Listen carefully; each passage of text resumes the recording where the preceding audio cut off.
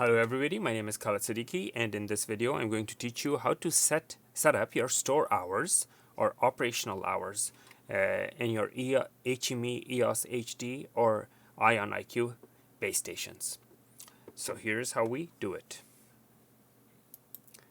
First thing you need to do is click on menu, then you click on more, and then you go to store settings, and then right here is where your store hours are. You click on store hours, and then you have Sunday, Monday, Tuesday, and all 7 days. This is opening and closing. So you simply, let's say if you want to edit Sundays, you click on that. And that's where you come and you choose what time you want the opening to be and what time you want the closing to be.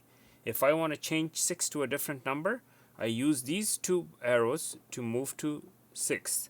Once I'm there, I use plus and minus to change the value. Let's say I want to change that to 7, like that, or bring it back to 6. If I want to change it to 6:30, I use the right arrow and I choose 6:30.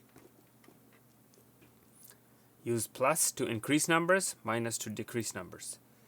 And same thing with closing. That was the opening date, and the closing is the same thing. And if you want to save it, just do that and voila, saved. Now we have 6:30 instead of 6.